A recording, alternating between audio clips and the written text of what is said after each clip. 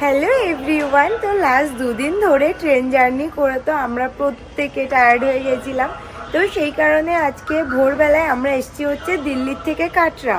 তো কাটরাতে এসে তো আমরা সবাই নিয়েছিলাম একদম টানা একটা রেস্ট, যে যার মতো ঘুমিয়ে নাও, খাওয়া দাওয়া করে রেস্ট নিয়ে নাও। তো এখন ফাইনালি আমরা আবার রেডি হয়েছি, তার কারণ কাটরার থেকে আজকে আমাদের একটা দারুণ জায়গায় যাওয়ার প্ল্যানিং আছে। আর আমি তো তাও একটু তাড়াতাড়ি ঘুম থেকে উঠেছি, আর এখানে আরেকজনকে দেখো এখনো ঘুম ভাঙেনি, চোখ ফুলে ঢোল ঢোল হয়ে আছে। Good afternoon everyone. তো কাটরায় এসেছি আর মায়ের দর্শন করবো না সেটা কি করে হয়। তো আমাদের প্রথম থেকে প্ল্যানিং ছিল যে কাশ্মীর যাওয়ার আগে একদিন কাটরায় হোল্ড করব, দেন এখান থেকে আমরা যাব হচ্ছে মা বৈষ্ণো দেবীর মন্দির দর্শন করতে। তো তারপর ফিরে একদিন রেস্ট নিয়ে তারপর আমরা যাব কাশ্মীরে। তো সেই কারণে তো আমরা সবাই সুন্দর একটা রেস্ট নিয়ে নিয়েছি। আর এবার রেস্ট নেওয়ার কারণ কি, আমরা পুরো ট্রেকিং করতে করতে যাবো, মানে একদম নো পালকি নো ঘোড়া কিছুতে যাবো না, আমরা পুরো একদম হেঁটে যাবো। তো সেই কারণে আগে থেকে একটু রেস্ট টেস্ট নিয়ে নিয়েছি, যেহেতু আজকে এমনি তো সারা রাত জাগতেই হবে সেটাই কারণ আমরা এখান থেকে বেরোবো হচ্ছে 5:30-6টা নাগাদ, আর পৌঁছাতে তো হেঁটে 12টা 12:30 বাজবেই। তারপর মেবি ওখানে একটা রেস্ট নেওয়ার কোনো জায়গা থাকবে, দেন ভোরবেলায় পুজো দিয়ে ব্যাক টু হোটেল। আবার আজকে কাটরার ওয়েদার এত দারুণ, শুনলাম কালকে নাকি হোল নাইট বৃষ্টি হয়েছে, বাট আজকে ওয়েদারটা দারুণ, একদম পুরো সানি ডে, আর সাথে খুব বেশি গরমও না আর খুব বেশি ঠান্ডাও না, মানে হুডি পরে একদম কমফোর্টেবল ফিল করছি।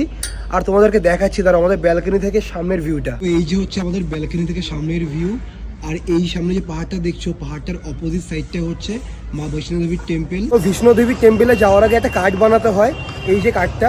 তো কার্ডটা বানিয়ে আমরা জাস্টেই বেরোলাম, আর এখন বাজে হচ্ছে 6টা, আর 6টার সময় এখানে পুরো দিন, তাই না?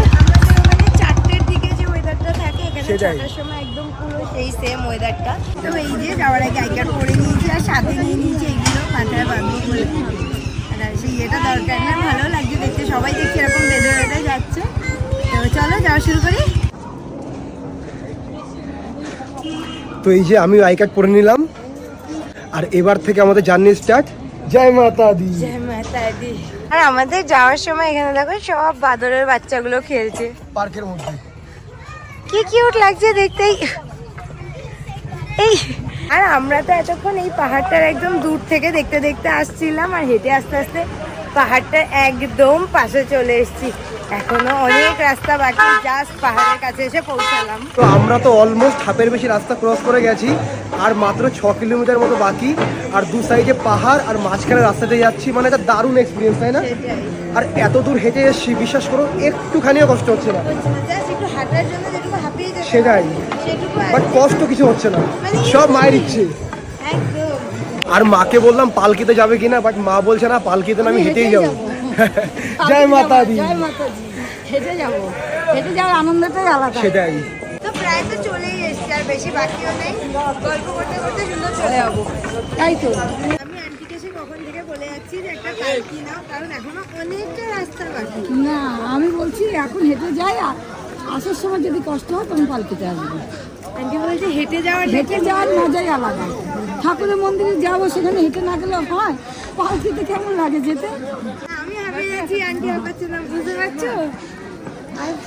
না না, ঠিক আছে, একটু হাঁটতে হাঁটতে হয়ে যাবে। দর্শন আছে, একটু জল খাবো, ব্যাস এক জায়গায় বসে। আর আমরা একটু হাঁটার মাঝখানে গলা ভিজিয়ে নেওয়ার জন্য নিয়ে নিয়েছি হচ্ছে নিম্বু পানি। এবার হাঁটো, মনের জল জোর করো, হাঁটো। জয় মাতা দি। এই নিম্বু পানিটা এত রিফ্রেশিং ছিল, এই জন্য রাজা আর গৌরব আবার গেছে হচ্ছে আরো 2 বোতল নিম্বু পানি আনতে। তখন একজন আমাকে বললো যা 6 কিলোমিটার বাকি, বাট তারপরে আরো 3 কিলোমিটার হেঁটে আসার পর এখন একজন লোকালসের কাছে জিজ্ঞাসা করলাম, সে বললো এখনো 11 কিলোমিটার বাকি। তো অসুবিধা নেই, মনের জোর আছে, পৌঁছে তো যাবোই।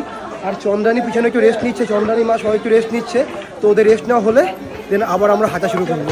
তো আমরা তো হাফ রাস্তা অলরেডি আই থিঙ্ক কভার করেই ফেলেছি, আর এর মধ্যে 4-5 বার তো আমি অ্যাটলিস্ট বসেছি, কারণ কিছুক্ষণ ওঠার পর পাটা একদম ধরে যাচ্ছিল। বাট এই যে আমরা যতই বসি না কেন, ও শুধু দাঁড়ানো হাঁটছে, আমাদের জন্য দাঁড়াতে হচ্ছে বলে দাঁড়াচ্ছে। না না, তুমিও যথেষ্ট স্ট্রং, এতদিন আসার জন্য তো একদমই বসতেই হবে, ওটা কোনো বড় কথা। সেটা বড় কথা না, আমি জানি, but you are the most strongest person I have ever scene.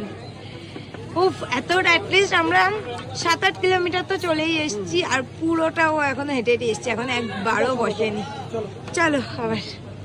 ওই যে দেখো, আমরা ওই নিচ থেকে এসেছি। ওই সব দিক থেকে আর এখন আমরা এত উপরে, আর এখনো কত উপরে যাব।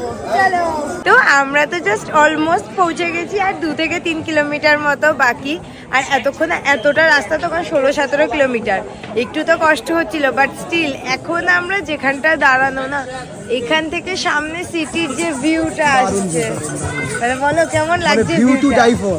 সেটাই, মানে পুরো পয়সা উসুল করা ভিউ, তোমাদের দেখাচ্ছি দাঁড়াও। তো এই যে আই থিঙ্ক পুরো কাটরা শহরটা তো দেখা যাচ্ছে, কি তার থেকেও মেবি বেশি area. I mean just see, এই দিক থেকে পুরো এদিক,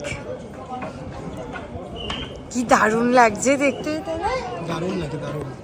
আমরা এতক্ষণ এই ভিউটার কয়েকটা সুন্দর সুন্দর ফটো তুললাম, তো সেগুলি স্ক্রিনে অ্যাটাচ করে দিচ্ছি। আমাদের সাথে তোমরাও ভিউটা এনজয় করো। এই জার্নিটা তো হচ্ছে আমাদের কাছে একদম একটা লাইফ টাইম এক্সপিরিয়েন্স, তো সেই কারণে এই জার্নির প্রত্যেকটা মুহূর্ত আমরা দারুণভাবে এনজয় করছি। তো জানি না এখানে আর সেকেন্ডবার কোনোদিনও লাইফে আসতে পারবো কি পারবো না, তো সেই কারণে এই চান্সটা কোনোভাবে মিস করতে যাচ্ছি না। তো এই বৈষ্ণোদেবীর মন্দিরে তো যাচ্ছি আমি, গৌরব, আন্টি, দাদা, বৌদি, পুচকু, সাথে মামা, মামি, ভাই, তো অনেকে মিলে। বাট একমাত্র বাবা যাচ্ছে না, খুব হাঁপিয়ে যাচ্ছি কথা বলতে বলতে, হাঁটতে হাঁটতে। তো যেহেতু বাবার একটু লোয়ার ব্যাকে পেইন আছে, তো সেই কারণে বাবার রিস্ক নেয়নি, এই এত রাস্তা পারতেও না, রিস্ক না নেওয়াটাই বেটার হয়েছে। তো বাবা তো হোটেলে রেস্ট নিচ্ছে, আর এই যে আমরা যাচ্ছি।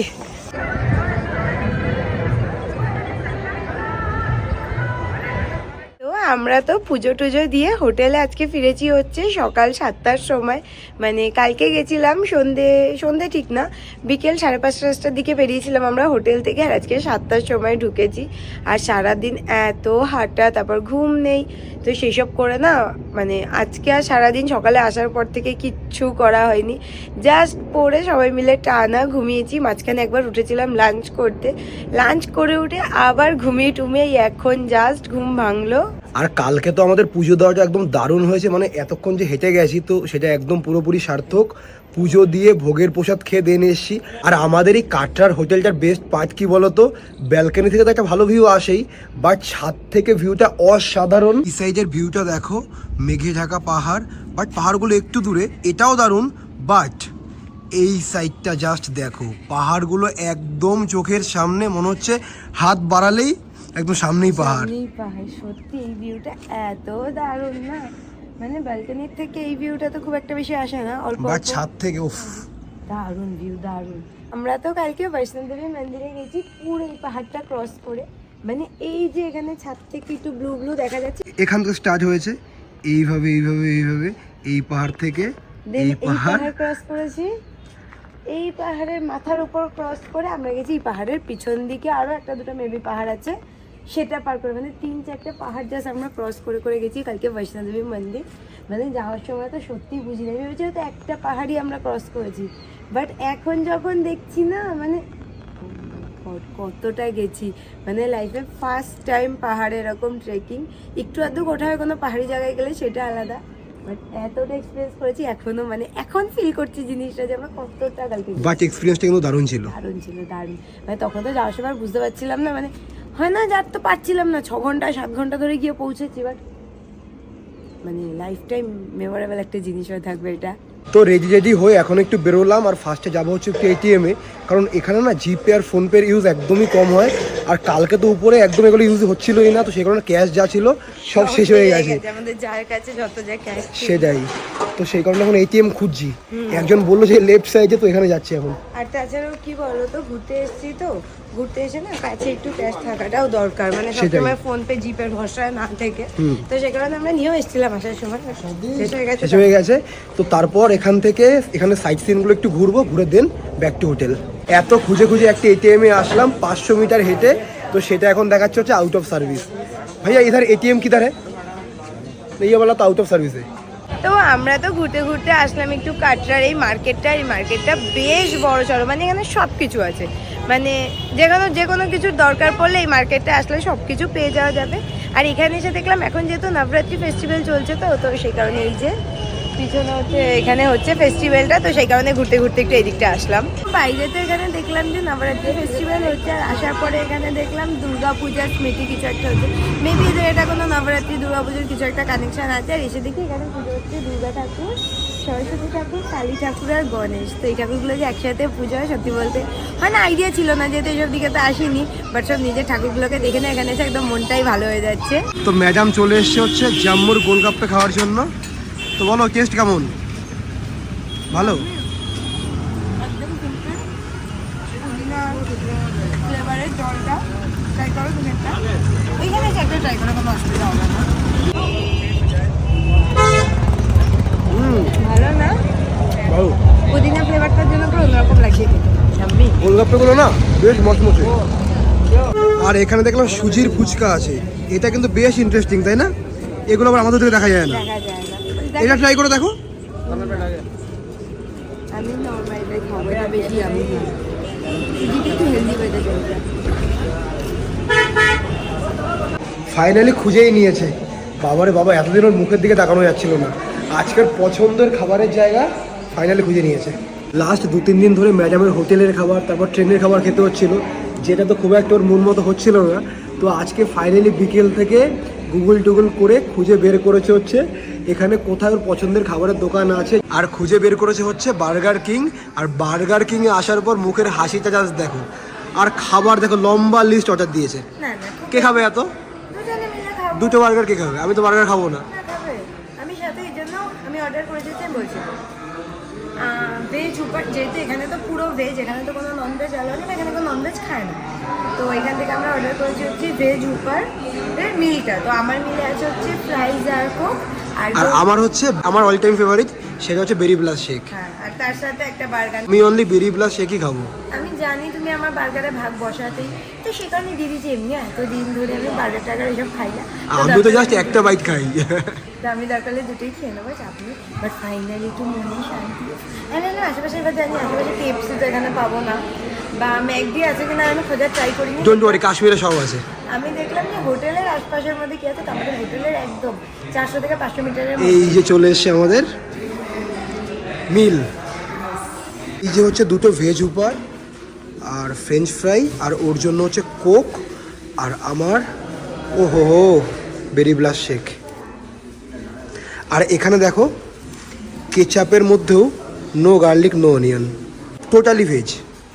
তো আমাদের তো খাওয়া দাওয়া ডান। তো এবার যাবো হোটেলের দিকে। তো এখন বাজে হচ্ছে কটা বাজে, এখন ঘড়িতে টাইম আসছে না। হ্যাঁ, এখন বাজে 7:40। তো হোটেলে গিয়ে অনেক কাজ আছে, কারণ আমরা কালকে ভোরবেলা এখান থেকে বেরোচ্ছি শ্রীনগরের জন্য। আর হোটেলে তো লাগেজ একদম পুরো মানে যাতা অবস্থা হয়ে আছে, মানে খুলছি এটা ওটা বের করছি রাখছি। তো সবার ফার্স্টে এখন গিয়ে সেগুলোকে পুরো প্যাক করে রাখবো, কারণ যেহেতু কালকে ভোরে বেরোচ্ছি তো সকালে একদমই টাইম পাবো না। তো করে টোরে একটা দেবো আর একটা দারুণ ঘুম, কারণ এই দুটো দিন তো ঘোরার থেকে যাতে একটু ঘুমটাই বেশি হয়ে যাচ্ছে। আবার ঠিক আছে, এই দুটো দিন যাক, এরপর থেকে তো টানা ঘোরা থাকবে। তো চলো, তোমাদের সাথে আবার দেখা হচ্ছে নেক্সট ব্লগে। Till then stay happy.